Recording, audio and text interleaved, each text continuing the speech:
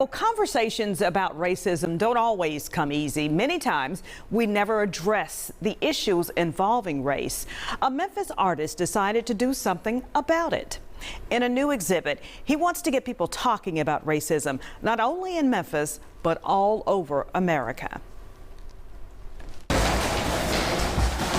Walking through Urubu Contemporary in downtown Memphis is a journey through racism in this country. It's an in-your-face kind of exhibit. No subject matter off limits. Are we hiding behind Christianity? Are we hiding behind the very foundation of this country? Religion, politics, all possible culprits. You drop your ballot in there. It goes through a cold ballot box, which is actually mixed meat. That's actual wood, okay? And it comes out shredded. So does your vote really count? Artist Ephraim Urubu titled this solo exhibition The Naked Truth, an American Story in white, red, and blue, displaying the truth about racism as he sees it on canvases. The main reason we are not engaging each other, and that is we are not prepared to hear the truth. He started working on this collection in 2017, and he found as he was painting, the art was catching up with him. It was catching up with real life. So when Ferguson happened, I decided, okay, maybe I can do something.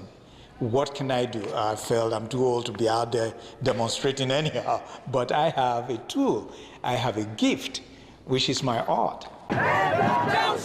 When demonstrators took to the streets, Urubu picked up his brushes and went to work. His art not just imitating life, but at times the images appearing on canvas before actual events.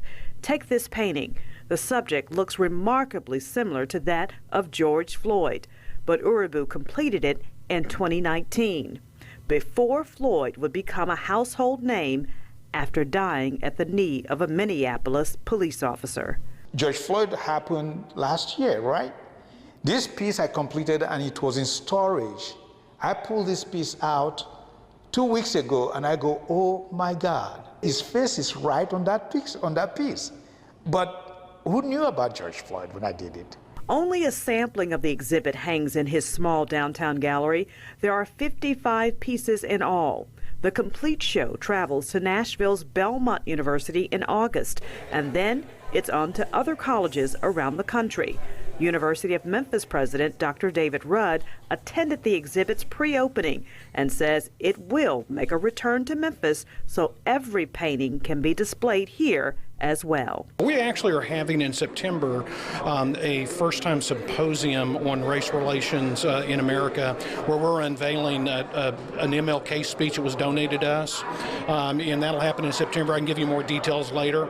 I asked Ephraim if we could have the show come at that time. Rudd sees the exhibit as a teaching tool, creating dialogue, discussion, and debate. It really strikes at the heart of people, you know, and that's a good way of transforming the way people think, you know, by really attacking the emotional aspect of people and the compassionate side of them. My hope is that you and me and anyone who sees the show will be forced to react one way or the other. And in the process of reacting, we might be able to begin the process of healing. Now, the exhibit will be at the gallery through July 30th, so there are just a few days left. But Dr. Rudd says the university is working to bring it back to Memphis, and he also told me he'd love to have Ephraim come back to the University of Memphis as an artist in residence for a year. Ephraim is an alum of the university. Fantastic.